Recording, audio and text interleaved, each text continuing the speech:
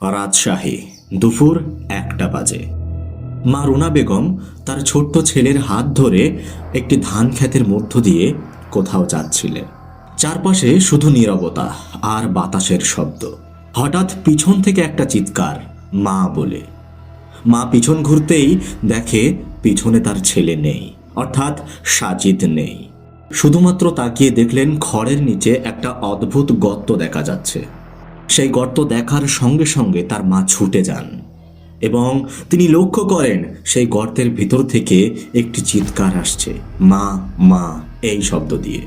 সেটা ছিল একটি পরিত্যক্ত নলকূপ, যেটা 40 ফুট পর্যন্ত গভীর। তার মুখটা খড় দিয়ে ঢাকা ছিল, সেই কারণে কেউ হয়তো জানতেও পারেনি। শুরু হলো টানা 32 ঘন্টার অবিরাম যুদ্ধ। ফায়ার সার্ভিস, সেনাবাহিনী এবং জেসিপি মিলে খোঁড়া শুরু করলো। প্রার্থনা ও দোয়ার শব্দে ভরে উঠল পুরো গ্রাম।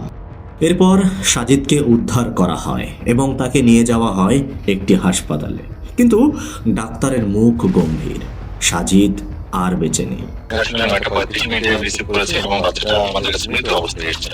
মানে আমাদের প্রাইমারি যে কাজ ছিল আসলে ভালো করে চেক করে দেখা আমাদের। এক মুহূর্তের অসাবধানতা একটি মায়ের থেকে দূরে ঠেলে দিলেন তার সন্তানকে। কি ঘটেছিল সেদিন, আর এই গর্তটাই বা এমনভাবে কেন করা ছিল? শেষ পর্যন্ত সাজিদের বাবা মা কি বললেন, সমস্ত প্রশ্নের উত্তর এই ভিডিওর মধ্যেই আপনি পাবেন। তাহলে চলুন দেখি আসলে সেদিন ঘটনাটা কি ঘটেছিল। Welcome to the hidden with Shahid, যেখানে আমি শাহিদ আপনাদেরকে সত্য ঘটনাকে গল্পের মতো করে বলার চেষ্টা করি। তাহলে চলুন আর গল্প না করে মূল ঘটনা জেনে ফেলি।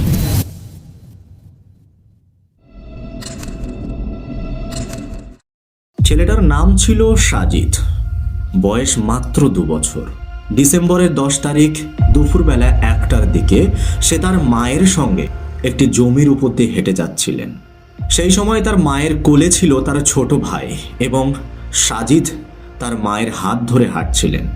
এবং তারা যে জায়গা দিয়ে হাঁটছিলেন সেটি ছিল একটি ধান ক্ষেতের কাটা অংশ। অর্থাৎ আপনারা জানেন যে ধান ক্ষেতের কাটা অংশ বলে কি, যখন মানুষ ধান কাটে সেই ধান কাটার পরে দেখবেন যে একটা বাড়তি অংশ থাকে, সেই অংশটা সেই ক্ষেতের ভিতরে ছিল এবং সেই ক্ষেতের মধ্য দিয়েই তারা চলছিল। এবং এইভাবে কিছু সময় পর সাজিদের মা যখন হাঁটতে হাঁটতে একটুখানি দূরে পৌঁছালো, তখন সাজিদের মা বুঝতে পারলো যে তার ছেলের হাত আর তার হাতে নেই। এবং তিনি সেই মুহূর্তেই একটা চিৎকার শুনতে পেলেন, একটা ডাক শুনতে পেলেন, যে ডাকটি ছিল মা। তিনি ছুটে যান এবং তিনি প্রথম দিকে ভেবেছিলেন যে হয়তো পাশে যে পুকুর আছে, হয়তো সাজিদ সেই পুকুরের ভিতরে পড়ে গেছে। কিন্তু পরক্ষণে তিনি গিয়ে যখন ওখানে দেখলেন, তখন দেখলেন যে সাজিদ ওখানে নেই। তখন তিনি আবারও তার চিৎকার শুনতে পেলেন, মা। তো তিনি ছুটে আসেন। ছুটে আসার পরে তিনি দেখতে পান যে একটি খড় গাদা করা হচ্ছে, মানে এরকমভাবে যে খড় দিয়ে কোনো কিছু ঢেকে রাখলে সেরকম একটা জায়গা থেকে তার বাচ্চার আওয়াজ আসছে। তো তিনি ছুটে যান। ছুটে যাওয়ার পরে ওই খড়গুলো সরিয়ে দেখতে পান যে ওই খড়ের ভিতরে একটা গর্ত, এবং ওই গর্তের ভিতর থেকে সাজিদের চিৎকার আসছিল। 2 সাল 2 কাকালে তুলেছি, পরে একটা নামাই দিছি, ওকে নামাই দিছি দিয়ে আমি সামনে হেঁটে গেছি। আমার পোলাটা পিছে পিছে যাচ্ছিল, যাতে লাগে পিছলা পড়ে গেছে। আমি পিছে ঘুরে তাকায় দেখছি ছাওয়াল আমার মা মা করে ডাকছে। আমি পিছে ঘুরে তাকায় দেখছি ছাওয়াল নাই, গর্তে থেকে মা মা করে ডাকছে। কিন্তু ওই যে চিৎকার আসছিল মা মা শব্দে, কিছু সময় পরে ওই আওয়াজ আস্তে আস্তে ক্ষীণ হয়ে যেতে শুরু করে, মানে ওই আওয়াজটা আস্তে আস্তে কমতে শুরু করে। তিনি তড়িঘড়ি গ্রামবাসীদের ডাকলেন। এরপরে গ্রামবাসীরা ছুটে আসেন এবং ছুটে আসার পরে তারা সেখানে একটি লাঠি এবং দড়ি দিয়ে বাচ্চাটাকে তোলার চেষ্টা করে, কিন্তু তারা তুলতে পারে না।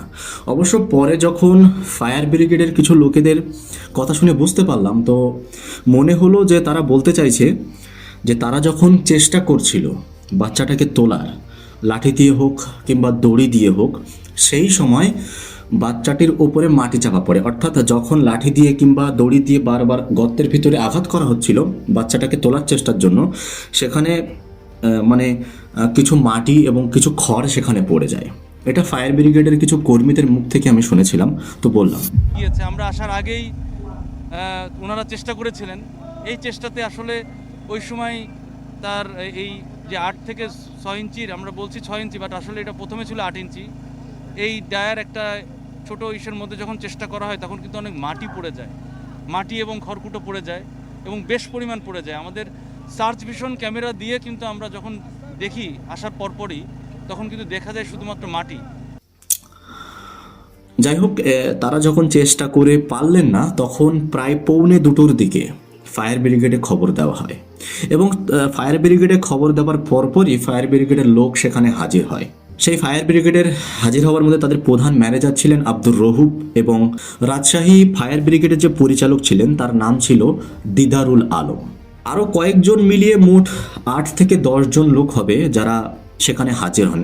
অ্যাকচুয়ালি তাদের কাছে না সেরকম কোনো ভারী জিনিসপত্র, মানে যেটা দিয়ে তারা দ্রুত ওই খনন কাজটা করতে পারে, এরকম কোনো কিছু ছিল না। যন্ত্রটা না থাকার কারণে এই এতটা সময় লেগে যাচ্ছে, এতটা দেরি লেগে যাচ্ছে, নাহলে এতক্ষণ সময় লাগার কথা না। ঢাকা শহরে বা বিভিন্ন বড় বড় শহরে যে প্রযুক্তিতে কাজ করা হয় সেসব যন্ত্রপাতি এখানে নাই। সাধারণভাবে যে আছে এগুলো কাজ করতে এর জন্য দেরি। তো সেই জন্য তারা প্রথমে সেখানে অক্সিজেন দেয় এবং ওই গর্তের পাশ থেকে খনন কাজ শুরু করে এবং খনন কাজ যখন শুরু করা হয় তখন প্রায় 2:30 বাজে। এদিকে অলরেডি তখন প্রায় 1.5 ঘন্টা হয়ে গেছে।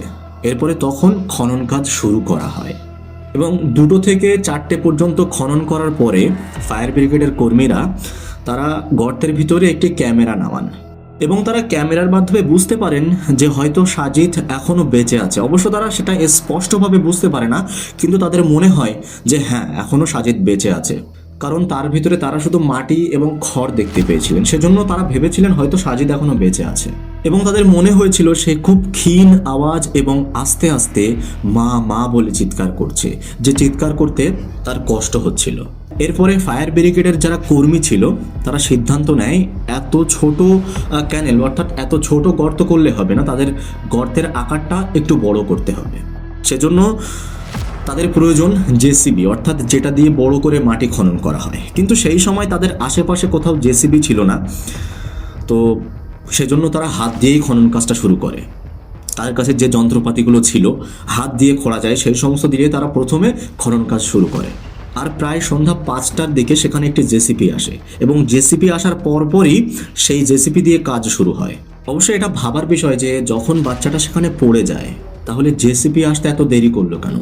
অবশ্য ওই জায়গা থেকে যে তথ্যটা পাওয়া যায় সেই তথ্যটা হচ্ছে যে ওই জায়গার রাস্তাঘাটের অবস্থা খুবই খারাপ ছিল, যে কারণে জেসিপি যেখান দিয়ে আসবে, যে সাইড দিয়ে আসবে, সেই আসার মতো প্রাপ্য রাস্তা জেসিপির জন্য ছিল না। সেই জন্য জেসিপি ঠিক সময় আসতে পারেনি, আর বিশেষ করে রাস্তায় প্রচণ্ড জ্যাম ছিল।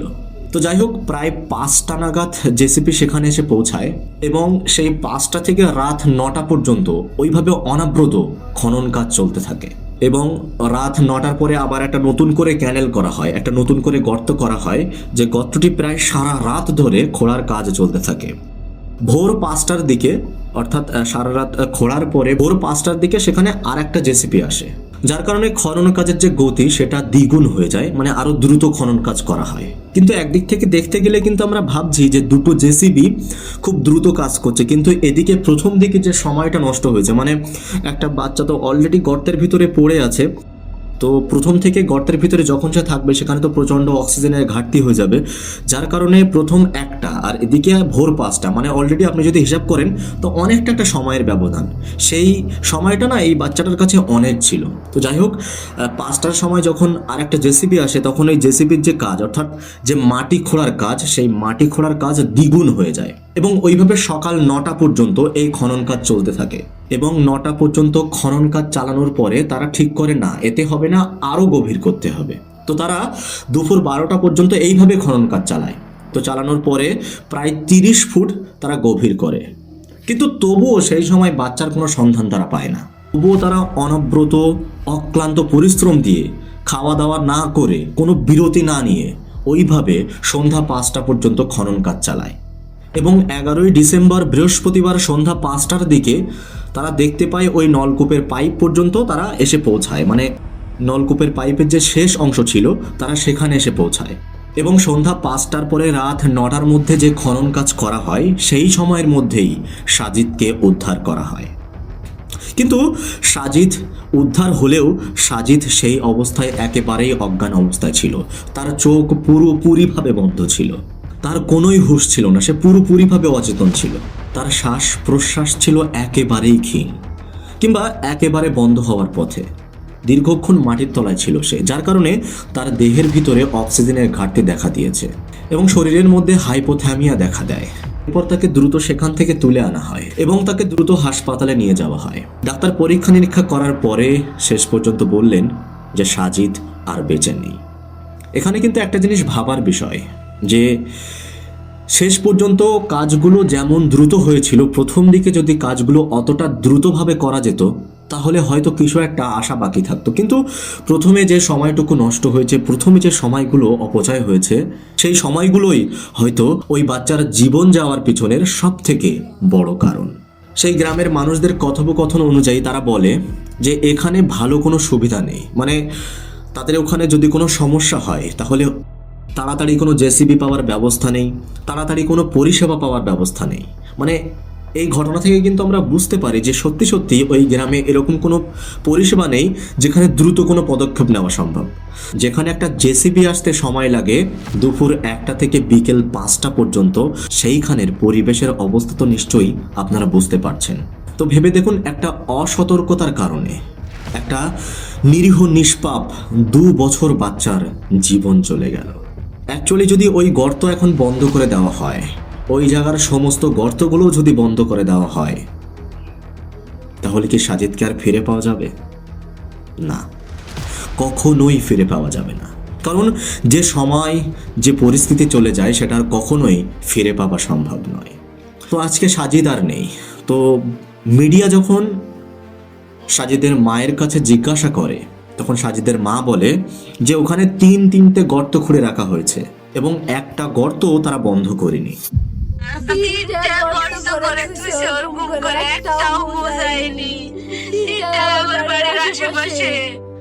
সাজিদের মা রীতিমতো মিডিয়ার কাছে বিচার চায়। যারা এই গর্ত করেছে তাদের প্রাপ্য শাস্তির দাবি তারা করেছে। সাজিদের মা বলে আমরা প্রাপ্য শাস্তি চাই, কারণ তাদের এই অবহেলার কারণেই আজকে তাদের ছেলে মারা গেছে, আজকে তাদের ছেলে তাদের কোলে নেই।